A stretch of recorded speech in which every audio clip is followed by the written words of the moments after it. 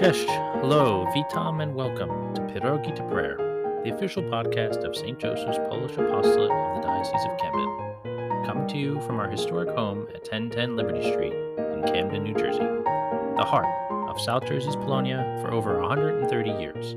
I am your host, Michael Montalevich.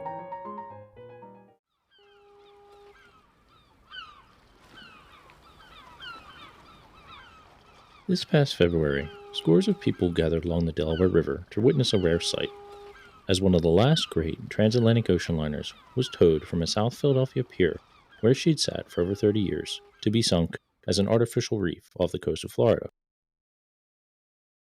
The SS United States had entered service in 1952, just after the end of the Second World War. This was the closing of a period when transatlantic passenger shipping existed as the only means of connecting Europe to America. However, in the 1950s, the United States was very much late to the game, as the ocean liner service had for over a century been a British, French, or German monopoly. The construction of the United States, the fastest ocean liner ever built, was hailed at the time as the ultimate expression of America's growing post-war dominance, as Europe still smoldered in the ashes of the apocalyptic Second World War. Yet in this moment, America was experiencing the final chapter of a unique 20th century phenomenon that had identified the leading country of the world as the one that held the largest, fastest, or most luxurious liner as the ultimate expression of national pride. This phenomenon shares an almost non-existent parallel today, with the utility of these vessels having been replaced by the efficiency of commercial air travel for more than 60 years. Apart from the infamous Titanic, the names of Queen Mary, Normandy, Mauretania, Bremen, and Rex are today usually only recognized by niche historical groups or associations interested in the subject. However, in much of the 20th century, the images and names of these great ships held an almost celebrity status and were instantly recognizable to everyday people around the world. Additionally, during the Second World War, the actions of some of these vessels brought them to an almost otherworldly heroic status. This was exemplified most notably in the British Queens Mary and Elizabeth, who as converted troop transports were credited by Winston Churchill as having shortened the war significantly. With his hallmark eloquence, he stated, "Built for the arts of peace and to link the old world with the new, the Queens challenged the fury of Hitlerism in the Battle of the Atlantic. Without their aid, the day of final victory must unquestionably have been postponed." However, even by those with a keen interest in the great liners, the part played by the ships of the Polish merchant navy in this grand tale of oceanic transportation and war is often neglected. In an additional little-known chapter, the new dynamics of the post-war political landscape in Poland add yet another layer of interest to their history.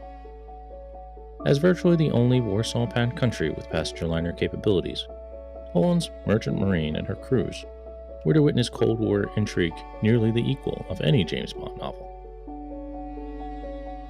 It is with this prelude that I now invite you to pull up a deck chair and step back in time with me, at least metaphorically of course, to a pace and a way of travel that is all but lost today, as we embark on a voyage through the fascinating stories of the 20th century Polish ocean liners and their adventures on the high seas, in both peace and in war.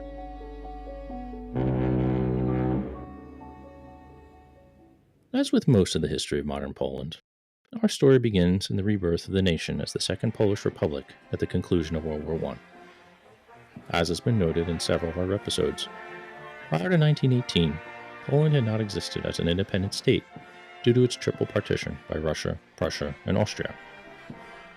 With the establishment of the nation-state of Poland, also came access to the transoceanic world via the coastal port cities of Gdańsk, then called the Free City of Danzig, and the former fishing village turned major seaport of Gdynia. These ports were to become part of the reborn nation's new entrance upon the great shipping routes.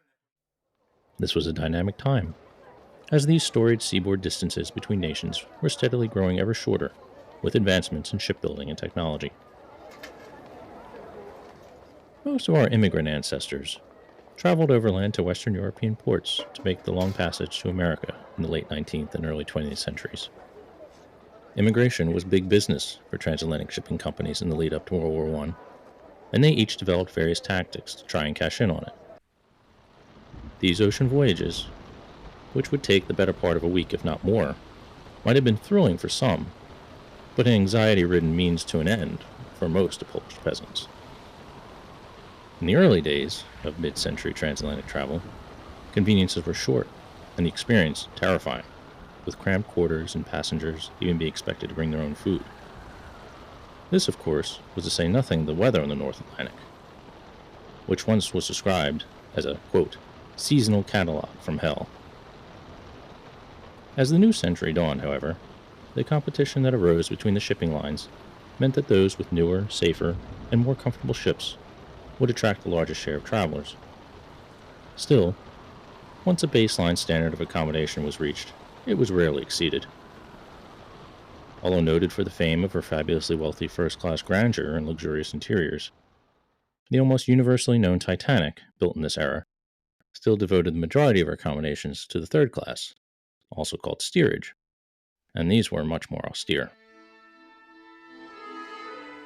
The establishment of immigrant quotas by the U.S. federal government in the 1920s severely restricted passage in the United States from Eastern Europe, and thus virtually put an end to this one-way transatlantic trade in people. Even so, the need for regular transoceanic passage still existed, and the links between the Polish-American diaspora and Poland maintained, both for a flow of regular travel, but also for those wishing to return to their newly established homeland. For an enterprising group of investors, the opportunity for a profitable Polish line was recognized early on, even in the face of the seasoned Western European counterparts. In these early years, the devastation of the First World War had brought Poland both difficult economic and political instability, entangled with bloody border wars with their southern and eastern neighbors. This therefore meant that the new Polish Republic didn't exactly give fertile ground for the establishment of homegrown, profitable shipping companies initially. With the dawn of relative political stability in 1930, however, the newly formed Gdynia America shipping line, called GAL for short, was able to establish itself as a viable entity, able to finally compete with transatlantic trade. Initially provided with aging foreign-built liners, by 1935, the company was able to explore the construction of their own purpose-built ships. While the Polish shipbuilding industry, made famous by the Solidarity strikes in the 1980s, is better known today, in the 1930s, the country didn't have the infrastructure to see the construction of the vessels GAL had in mind. The only option was to look abroad to foreign yards, and so the company decided upon the Italian Cantieri Riuniti dell'Adriatico shipyard in Trieste.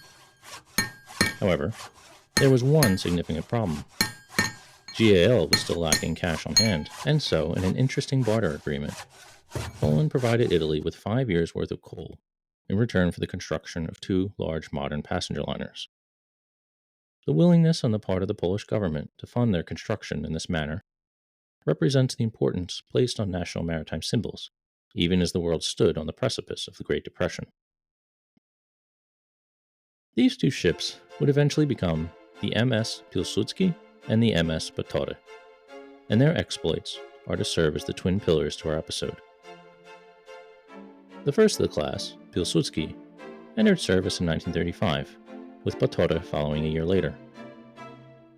Although built in a foreign yard and known as the, quote, international ships, due to the sourcing of their fittings and equipment from across the globe, their interiors were given a distinctly Polish flair to enhance their new place as the pride of an ancient nation, once more reborn onto the world stage. Christened with the names of both a modern and a past hero of Poland, their entry represented a hope for a new age of Polish greatness and prosperity. Upon entering service, the vessels soon gained a wide following and were known for their exceptional cuisine, friendly service, and professional staff. Images and promotional films of these early voyages survive and can be viewed via links on our social media pages this month. Along with 2 other ships, named the Hrobre and Sobieski, GAL operated a small but steady service between Gdynia, Copenhagen, Southampton, and New York, as well as seasonal cruises to other parts of the world. These relatively stable interwar years contain within an all too short optimism for New Poland. At long last, re-established on her ancient foundations, free from foreign dominance, and ready to take on the 20th century world with prosperity and enthusiasm. Building ships is one thing, but educating the people needed to crew them is another. Poland's infancy as a nation was reflected in the training of her mariners as well, cobbled together from the remnants of 3 separate imperial jurisdictions. The mariners that Poland was first presented with reflected the training of the Russian, German, and Austrian empires from which she was now free, respectively. Realizing this, a new maritime training school was set up at the town of Chev, close to the Baltic in 1920. This school would eventually become the Gdynia Maritime University, which is still in existence today. The story of the officers of Batory and Pilsudski that would graduate from the school are perhaps told best through the lens of 2 of their remarkable commanding officers and the accounts of their lives that survive in print. Captain Mamert Stankiewicz was born in 1889 in present-day Latvia to a Polish noble family. His relatives had fought in the January Uprising of 1863, and they had been summarily exiled to Siberia after the rebellion was crushed. And you can hear more about that in our past January episode. The young Mamert served in the Russian Imperial Navy in the lead-up to the First World War, and had served with both talent and distinction. With the re-establishment of Poland, he found himself playing a vital role in the instruction of Poland's new officers at the Chev Maritime Academy, before entering commercial service on earlier Polish liners. The crowning glory of his career, however, was in being given the prestigious command of the brand new Pilsudski when she was delivered in 1935. One of the officers who was trained and served with Captain Stankiewicz, named Karol Olgierd Burkhardt, wrote a series of short sea stories that were later published in book form in 1960. This book, entitled Znaczy Kapitan, or in English, I mean, said the captain, recalls Burkhardt's time training and working with Captain Stankiewicz, as well as on various Polish ships around the world. Nicknames are common in those who go to sea on ships, and oftentimes not flattering at that. Thus the term Znaczy Kapitan was a nickname that was given to Stankiewicz due to his habit of starting virtually every sentence with Znaczy, which roughly translates to I mean. Burkhardt's accounts of the stories in these years leading up to World War II are a window into a time and a lifestyle that is all but lost today. Interwoven between stories of storms and seasickness, of troublesome crew members or entertaining passengers, Burkhardt gives a very human insight into the relationship between a captain of the old guard and his younger officers and crew, finding their feet in an ever-changing world. Early impressions of Stankiewicz display his sternness and discipline, but an evolution into greater familiarity develops as Burkhardt climbs through the ranks. One passage revealed this in particular. From Gdynia to Skagen, in the absence of high winds, our passengers would feel well. On this voyage, during calm weather, there were dances in the salons in the evenings. When we raised the window pane of the skylight built into the bridge, we could see couples dancing in a small section of the main salon. If the band was playing Strauss's waltzes, we were sure the captain would be there and wouldn't come to the bridge. He was a good dancer and liked waltzes the best. We soon realized that his favorite waltz was from D. Fledermaus. If the band was playing it, we knew we could see through the skylight that the captain was dancing. It was strange how this dance fit the captain's personality. It was pompous, mysterious, and full of romanticism, which trait we suspected the captain of possessing, despite his outward severity. When Stankiewicz and his crew took delivery of the new Pilsudski in Italy, Burkhardt reveals the sense of national pride that was evident on her maiden voyage as the Polish merchant marine found its place in the world under her own flag after over a century of suppression. He continues, Everyone was dressed in perfect white uniforms, from the captain to the ship's cabin boys. We were celebrating proudly the departure for the sea of the first modern transatlantic passenger liner.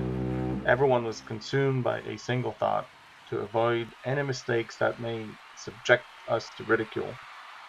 Mistakes could happen tomorrow or the day after, but not today, not on the first day.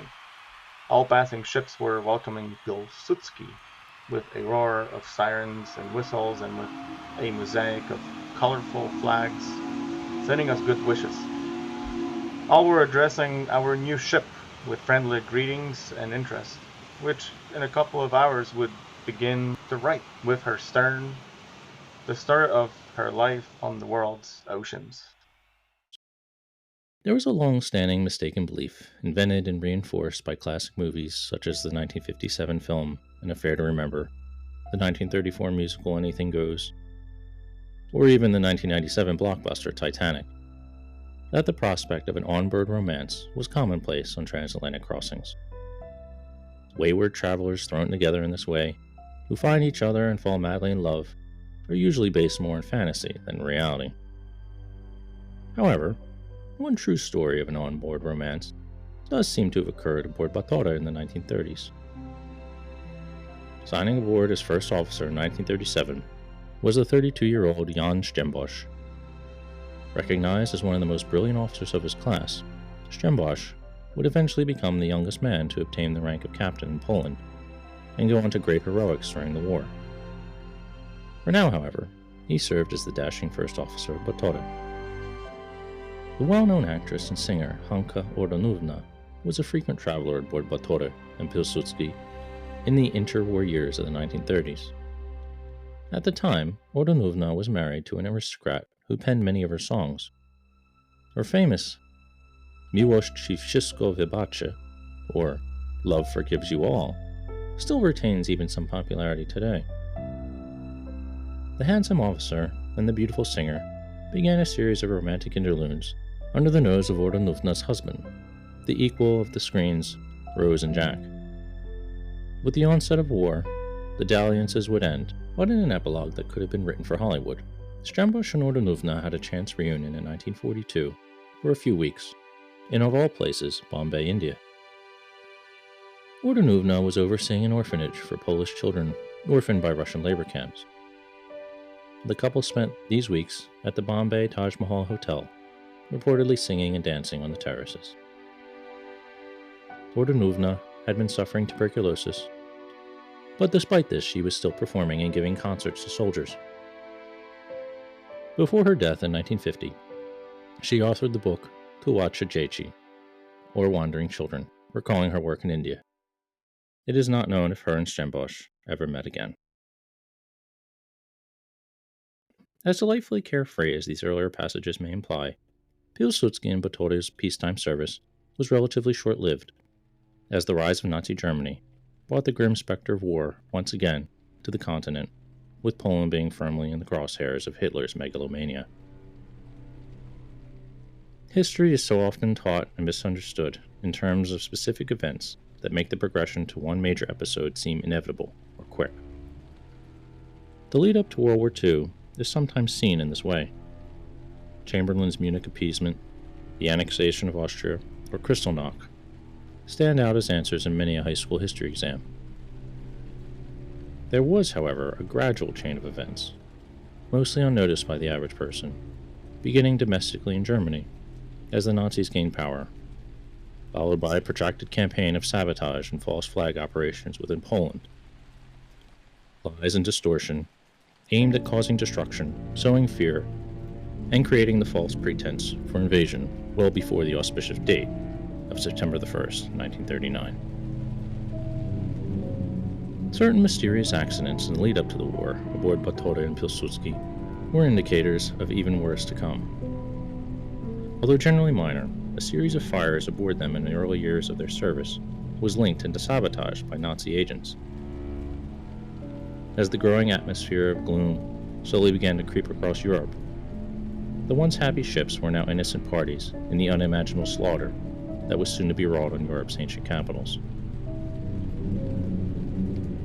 The invasion of Poland in September 1939 meant that the liners and the entire Polish Navy were now orphaned of their home ports. As German forces steadily gained control of the coastlines of the European continent, the liners and their crews sought refuge in Great Britain, who who, along with her empire and powerful Royal Navy, now stood alone in defiance of Hitler's aggression. Virtually all commercial passenger ships were soon requisitioned by the British Admiralty in wartime service as hospital ships or troop transports. Swapping their bright peacetime colors for the gray camouflage of the sea, passenger ships were vital to the movement of large numbers of troops, as well as providing for the care of injured personnel. Yet this value to the Allies also made them enticing targets. In the initial weeks of the war, Pilsudski had sat in an English anchorage awaiting her wartime purpose, with her crew painfully glued to the worsening news of their homeland's desecration by the Germans and Russians. Finally converted for troop transport duties at Tyneside later that year, she weighed anchor and departed Newcastle, England in the early hours of November the 26th, 1939, bound for New Zealand, with Captain Stankiewicz and Karl Burkhardt, who we had met earlier, aboard. Just outside of the port, she was struck by the sudden impact of two torpedoes, leaving her crew to hastily abandon ship in the cold, stormy darkness. As Burkhardt recalls in Znaczy Kapitan, the actions of Stankiewicz in the final moments of his ship earned him a rightful place in the annals of war and the sea. In one of the quarters closest to the place where the torpedo hit the ship, the explosion awoke the ship's cabin boy. A bung hanging above him broke off and knocked him unconscious. He lay there until the water pouring in reached the level of his bunk. He regained consciousness, but in the darkness, he couldn't find his way to escape. While groping along, he heard someone nearby calling. He proceeded in that direction and came upon another cabin boy, also wounded. They looked feverishly for an escape. The ship was listing badly. They were ready to jump overboard when they heard someone calling from the center of the deck. They ran in that direction and came across the captain and the cook, busy freeing a life raft. Now they had to jump into the black, swirling waves, crashing, roaring against the ship's side. The boys were horrified. Their courage failed them. The captain decided to act by example. He jumped, swam to the raft, and began to urge the others on the deck to do the same. They climbed onto the raft that was driven by the wind and waves and away from the sinking ship. Burkhardt goes on to describe the way that the captain continued to talk and entertain the two terrified boys and keep their spirits up, even as the icy waves continually washed over them during the next several hours. After what must have felt like an eternity, a British rescue ship finally picked them up. Although suffering greatly from the severe cold, the boys would recover.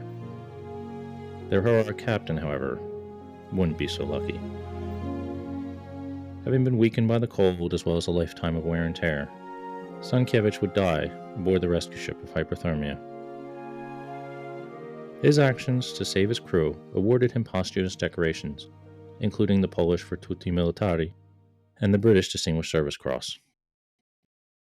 At the end of his book, Burkhardt describes a visit to Stankiewicz's grave and gives a revealing epitaph.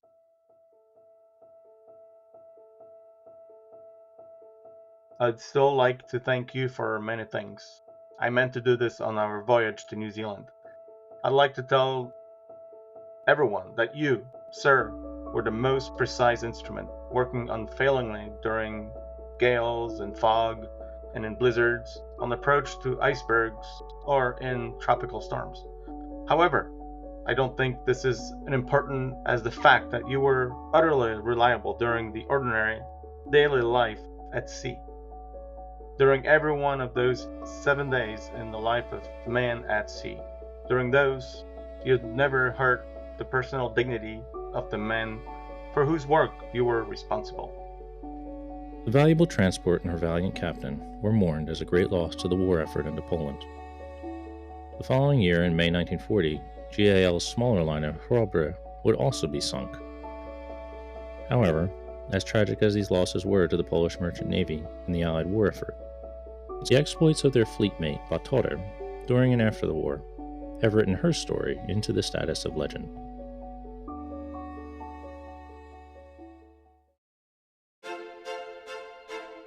As a mariner by trade, I can attest to the fact that ships seem to take on a personality, in some ways a very soul, Sentimentality aside, the reality is that they are, of course, inanimate objects, steel and machinery brought together into a purpose-driven craft. Still, what seems to give them their mystical identity are really the people that travel and live aboard them, their crews and passengers, as well as the larger events that they find themselves a part of. In looking at the wartime service of Botore, we can of course rattle off her statistical achievements or specifications, impressive figures though they are, as to the amount of troops carried, miles traveled, battles participated in, etc. I believe it is in the personal stories that have affected these crews and passengers, and the exploits of one voyage in particular, that have given her the deserved status as the pride of the Polish nation. The very equal of France's Normandy, Britain's Queen Mary, or America's United States. During the war, the Nazi voracious appetite for treasure and art has been well documented. The lootings of museums for cultural and artistic items has been the subject of numerous films and books, such as The Monuments Men in 2014. The disappearance of artwork like Raphael's portrait of a young man and the Amber Room, as well as controversies over repatriation, add mystery and drama to the massive wartime Nazi theft. One of these dramatic stories involves the rescue of Poland's national treasures early on in the war, a story in which Botore was to play an important part. With the invasion imminent, Polish officials and museum curators at the Wawel Castle in Krakow began secret preparations for the transportation of irreplaceable historic and valuable artifacts outside of the country to safety. The Szczerbiec is one of the most famous relics in Polish history.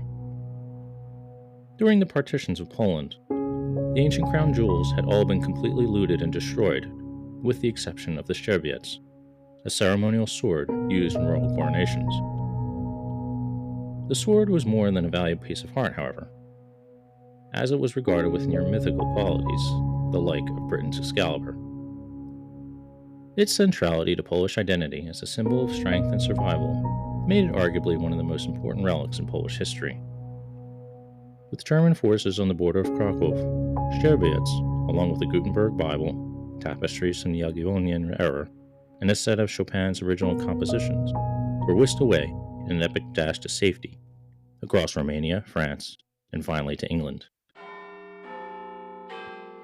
Save for a time, but with England itself threatened by invasion in July 1940, a secret plan was hatched to transport the treasures, along with hundreds of Polish children, wounded soldiers, and millions of dollars in British gold reserves to Canada. The vessel chosen for this mission was none other than Botore. Although the drama of the escape of these treasures could serve for an episode in and of itself, the secrecy and importance of the shipment was of the highest priority, and the value of the cargo may have been the greatest ever to have sailed in any ship in history. In the company of the British battleship Revenge and multiple escorts, Botore spent an anxious week crossing U-boat-infested waters before arriving in Halifax. Later caught up in the tumultuous political events of the Cold War, the ownership of the treasures would then become a matter of great dispute, as the heroic curators saw Poland's new Russian-controlled government as antithetical to all it stood for. It would be several decades before Szczerbiec and the other treasures would return once again to Poland from their exile, where they remain on display in Krakow to this day. With the end of the war, Botore was once again returned to the commercial service for which she was designed. But instead of living out her days in peaceful Atlantic crossings like Queen Mary or Queen Elizabeth, the new geopolitical realities of the ensuing Cold War meant that the most dramatic episodes of her career were only just beginning. Jan Świeklinski, a product of the same Polish Maritime Academy as Karl Borchardt, in his autobiography, The Captain Leaves His Ship, tells the story of his amazing career as a mariner. At sea when World War II broke out, he was trapped in Holland for the duration of the conflict, constantly dodging arrest at the hands of the Gestapo, while his family left Poland suffered terribly. His wife was killed outright in the initial bombing of Warsaw during the Nazi invasion, and other family members deported by the Russians to Siberia. Yet as harrowing as these events were in and of themselves, with the surrender of Germany, the new post-war reality of Poland's communist state takes up most of his riveting account. In reading his story, It may come as a surprise that the communist takeover of Poland was not an overnight phenomenon. The establishment of the new communist order was done in a way that was as methodical as it was devious over several years, beginning even before the war ended. The Second World War has been called the war that Poland lost twice. The reason being that while the leaders of Russia, the United States, and Great Britain met in Tehran, Yalta, and the Potsdam conferences to decide the makeup of Europe following the defeat of Germany, it was decided that Poland would be incorporated into Soviet Russia's sphere of influence. In what has been termed the, quote, Western betrayal by historians, this was the latest episode in the failure of free nations such as Britain and the United States to fulfill their military and moral obligations to Poland in the face of Russian aggression and expansion. The Russian promise to hold free elections in Poland was never intended to be kept. Though public voting was held in the 1946 referendum and the 1947 parliamentary elections, massive fraud, violence, and intimidation on the part of Russian-controlled authorities and paramilitary groups meant that the results were skewed in favor of Russia and communist interests. Though receiving token condemnation by the Western powers, there was no real action taken, and the new Polish communist government was recognized by the West. The price for this recognition is a tragedy that can only be measured in the bloodshed and heartbreak of millions of Poles in the ensuing decades.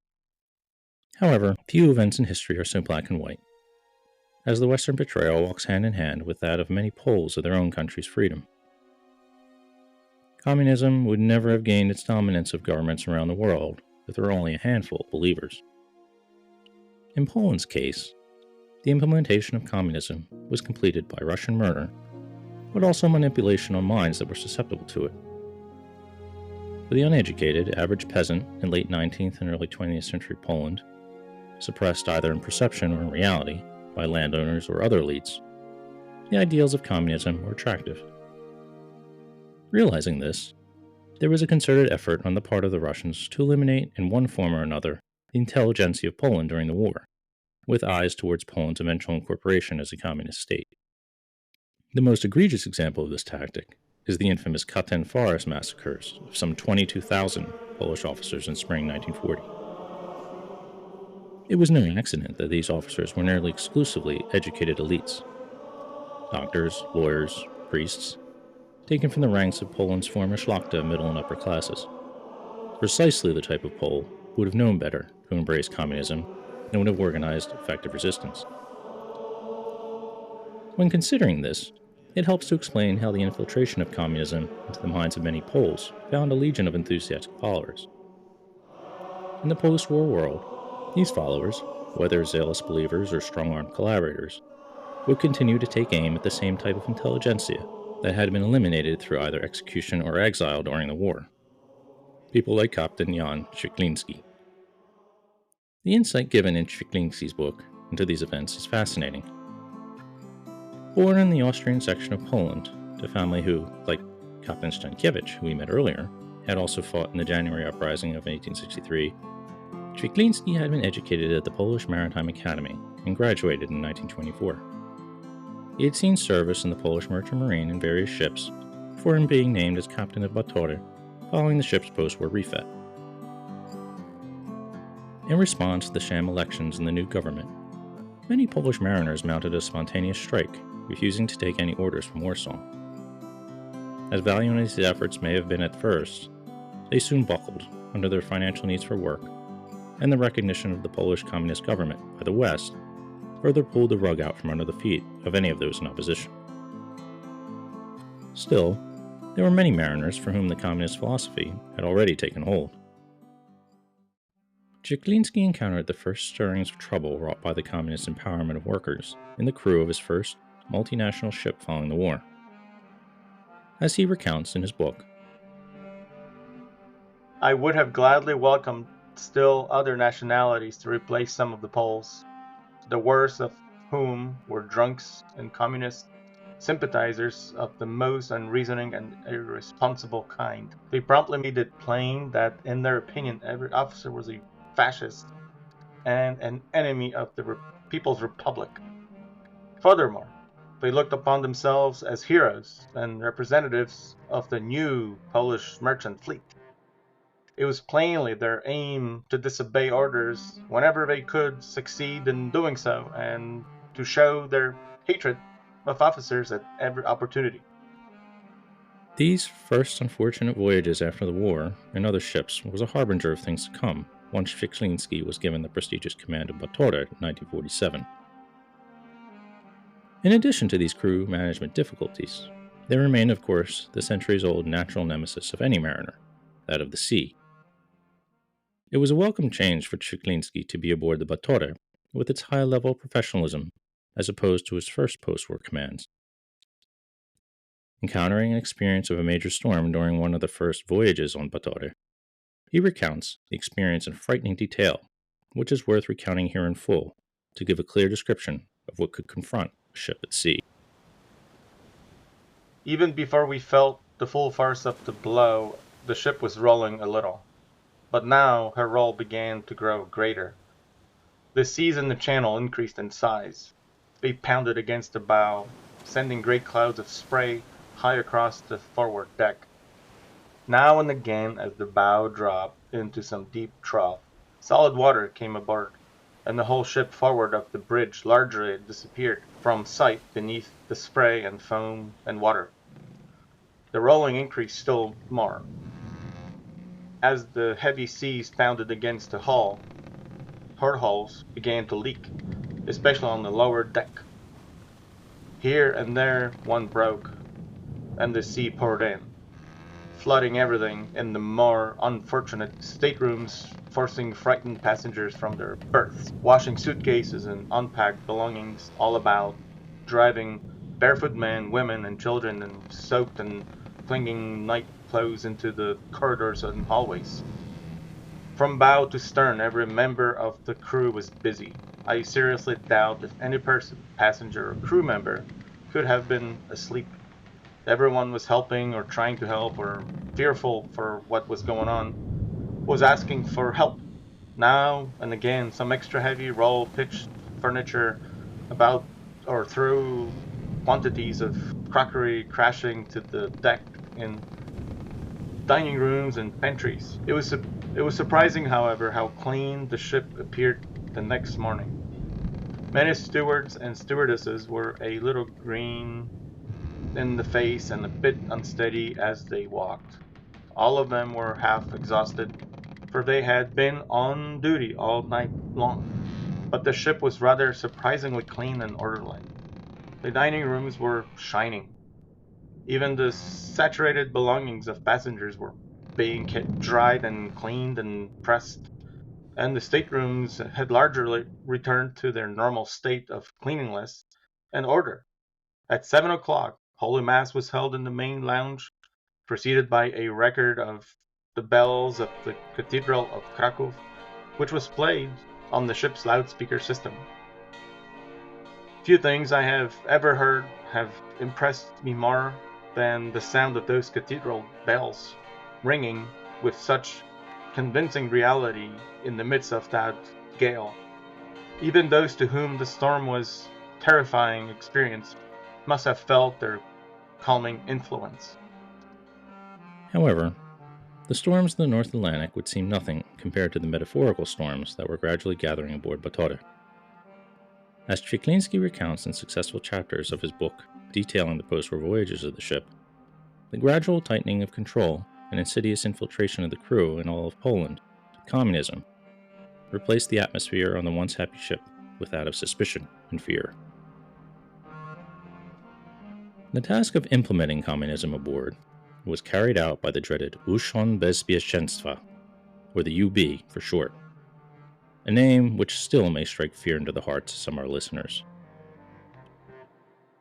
This government-sanctioned police and spy agency, essentially the Polish version of the KGB, began placing agents aboard and bringing in Szyklinski for periodic interrogations shortly after Batory's return to service. Little by little, it seems communism began to have its effect on members of the crew and in Poland at large. Some were willing accomplices. After all, communist ideology had found fertile ground in many minds and was organized from the bottom rows of society upward. Those that were unwilling to cooperate soon found themselves under suspicion and surveillance by other crew members in the employ of the UB. After every voyage, select crew members would be taken to the UB headquarters and never heard from again. Gradually, insidious changes aboard the ship started to take place. A new entertainment officer position was established, and this was essentially tasked to implement propaganda.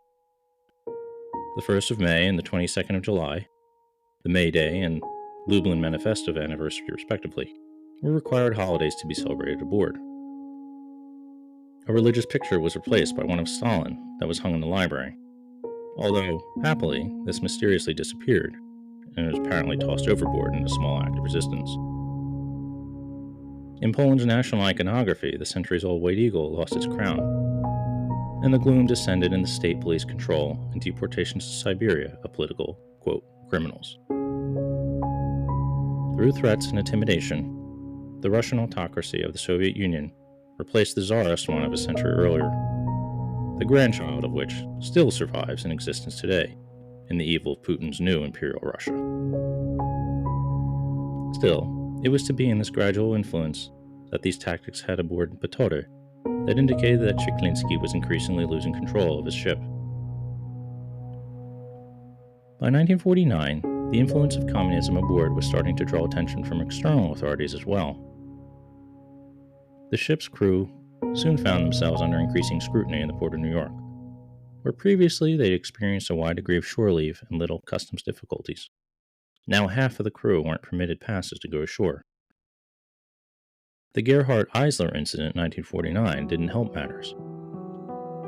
Eisler, a German-born communist organizer and agent, escaped prosecution by stowing away aboard Batory on an outbound trip from New York. When Batory arrived in Southampton, local authorities dragged Eisler from the ship, tarnishing Batory's reputation and landing Chiklinski in yet another UBU interrogation, of which there seemed to be an increasing regularity.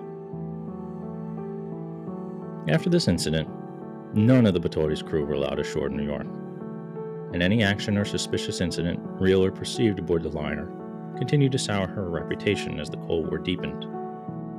In March of 1951, Batory made her final call to New York, after the French line refused to renew the lease of the ship to use their Pier 88. The ship then found herself transferred to a new route, taking her between familiar ports of Gdynia, Copenhagen, and Southampton, but to a new destination in India, a route for which she had been modified extensively in her accommodations due to caste and religious differences, as well as cuisine, to accommodate the strict Hindu and Muslim religious dietary restrictions. These voyages were decidedly much longer than those across the Atlantic, and the troubles and suspicion among the crew only added to the struggles. It is to be noted that part of the logic in undertaking this new service was the prospect of spreading communism to the subcontinent and then on to Asia.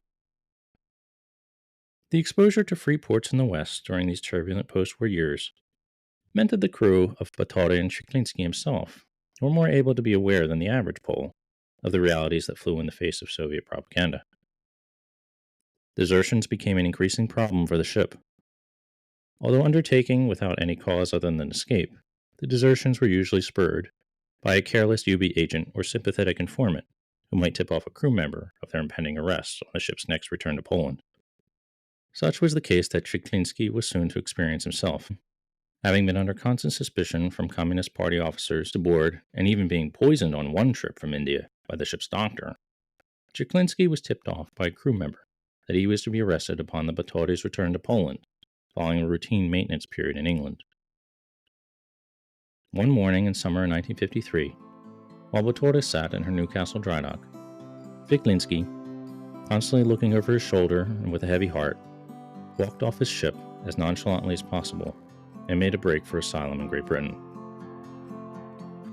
Although he was granted this political asylum, his family in Poland would endure harassment by the UB, and he sadly never returned to his homeland. Dying in exile, he is buried in the cemetery at the Shrine of Our Lady of Czestochowa in Doylestown, Pennsylvania. The poignant final words of his book seem to speak to the heart of all Polish exiles, no matter the century. Their enduring hope was always to rebuild their homeland in freedom, in the image of the centuries-old Polish-Lithuanian Commonwealth, but nonetheless as a modern, evolved state. The tragedy lay in how this attitude was always frustrated by the political realities of the world.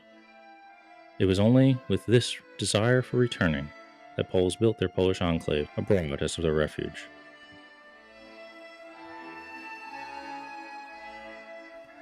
It may be that I have not been long enough in exile to make it possible for me to speak for others of my kind. It may be that the oceans I have sailed have given me an outlook somewhat different from that of those who have remained ashore. I believe, however, that Poland, free and democratic Poland, has a future, and I hope, both now and in the future, to find a place for myself, a place that will make it possible for me to feel that even though I am now so far from home, I am doing something for my country's freedom and for those whom I was forced to leave behind. Part of the motivation for delving into this rather obscure topic of Polish history is admittedly to placate my own self-interest, which from an early age was a fascination with ocean liners and all things nautical. However, the stories of the high seas are in no way isolated from our collective imaginations. One only needs to look at the blockbuster success of movies such as Titanic, The Hunt for Red October, and Pirates of the Caribbean, with a myriad of novels and popular fiction whose setting is the sea, for evidence of that truth. In considering why, this initial interest may lie firstly in the baseline necessity of battling an element of brute nature that is always beyond our control. Even with modern-day technology and navigation, a ship on the ocean and her crew are still frighteningly alone at sea. When you add to this the man-made conflicts of war to the mix, you ensure an even more fertile plain for storytelling.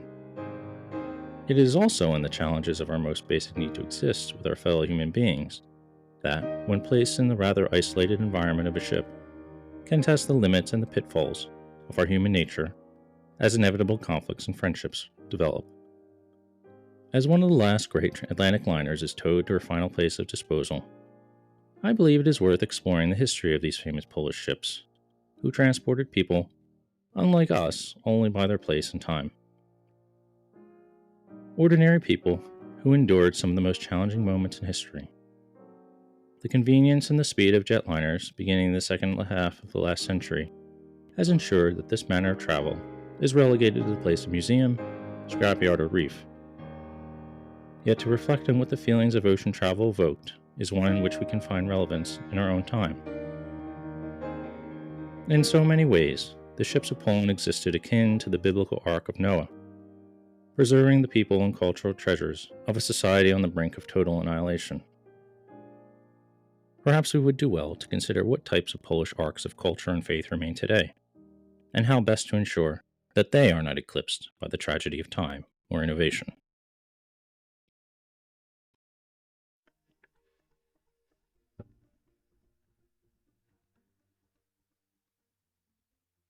Our Polish saint of the month is Blessed Hanna Heszenowska. In Polish, Błogosławiona Hanna Heszenowska. Her feast day is April 29th, and she lived from October 7th, 1902 to April 29th, 1973. Hanna was born in Warsaw to a wealthy family in 1902. Unique for the time, her family was half Catholic and half Protestant. They were well known for their patronage of professional schools and institutions. As a child, she suffered from ailments that saw her in and out of hospitals and sanatoriums. This experience instilled in her a great respect for the nursing profession and informed the vocation for which she is known.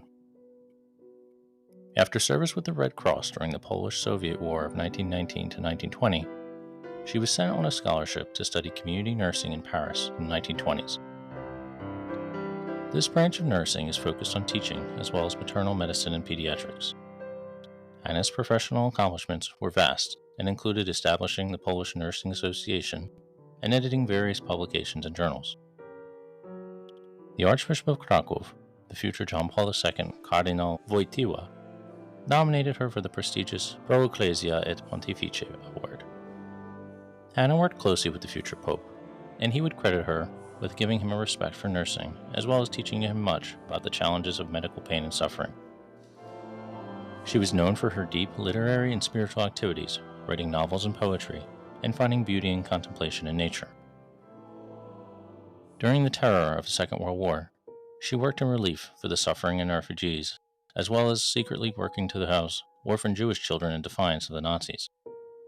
Like so many Poles, her family paid a terrible price during the war, with her father being murdered at the Sachsenhausen concentration camp and her brother killed in the Katyn forest. Forced out of her positions by the post-war communist regime, she spent time in additional nursing studies in the U.S. while also becoming a Benedictine oblate in an effort to help integrate her work and her faith. Diagnosed with cancer in 1966, she spent the next 10 years fighting the disease, while working to expand respect for the nursing profession and infusing it with the kindness and care of her Christian faith. Reflection. An unintended effect of the worldwide COVID-19 pandemic has meant that healthcare has been brought to the forefront of our thoughts and politics more than ever before. Yet oftentimes, the individuals who do the heavy lifting of healthcare get lost in the torrent of these contentious discussions. Doctors and nurses around the world, from the very beginning of institutionalized public health, have ministered to patients and the most vulnerable of society with a level of care and compassion in the most challenging of circumstances. Being on the front lines of a public health crisis is challenging enough, yet sadly even today, the actual front lines of war still coincide, offering a layer of complexity that is fraught with difficulties no human should have to face. In spite of the sickness and death that surrounded COVID, we were not faced with an additional battle for survival from man-made weapons that so many of our ancestors faced, and still do in parts of the world. Such was the reality endured by Blessed Hannah during her life. The horrors of war were acutely felt in her time during the Polish-Soviet War, but especially the Second World War. Both conflicts saw her homeland torn to pieces, in mind, body, and spirit. Persecution of her work by the communist regime in post-war Poland put additional bureaucratic man-made obstacles in between her and the care of her patients. Despite all the struggles she faced, her sense of care for those most in need never wavered, nor did her appreciation for the beauty that eternally exists in this world. Working in healthcare is a calling like no other. Healthcare workers give their hearts to their work, caring for the neediest of people, and often in the face of uncooperative ones at that. Being there for people at their worst moments can take a toll and cause burnout. The temptation to reduce people to basic organisms can be done by patients and healthcare workers alike. Seeing the human being behind the mask, scrubs, or lab coat can help us to overcome such dehumanizing tendencies. Every healthcare worker or patient has someone somewhere at some time who loved them. Even if they may be currently alone in the world, they are uniquely loved by the divine physician unconditionally. Those struggling with infirmity in body, mind, and soul exist in a pain of reality that most of us do not. The miracles of healing in Scripture were an outward sign that called attention to Christ's divinity in this all too relatable reality of physical pain. Despite all her personal struggles, Blessed Hannah was able to see within the natural world solace and joy. To look out at a hospital window and appreciate something as simple as the gift of weather or the people of the earth as they live lives of love and hope can give a much-needed pause in difficult times, enabling us to live the call from Thessalonians to, quote, "Rejoice always, pray without ceasing, in all circumstances give thanks, for this is the will of God for you in Christ Jesus." Reflection questions. How do I support the staff of healthcare institutions I interact with? Am I a help or a hindrance, especially in the face of small inconveniences that I may encounter, or unfair to an overworked staff member who may be having a bad day? How am I sensitive to the everyday struggles faced by those I encounter in healthcare and service organizations? How can I better see the humanity of those called to help me and aid in their work? Many judgments of healthcare workers and public health policy are fraught with unfair suspicion for people who dedicate their lives to research and care. How can I improve my understanding and challenge my own ignorance of healthcare worker skills and knowledge? The world's sick and suffering are all around us, especially in the poor, elderly, mentally ill, or homeless. How can I best work for the betterment of these afflicted communities in which I live and worship, in imitation of Blessed Hannah and that of Christ the Physician?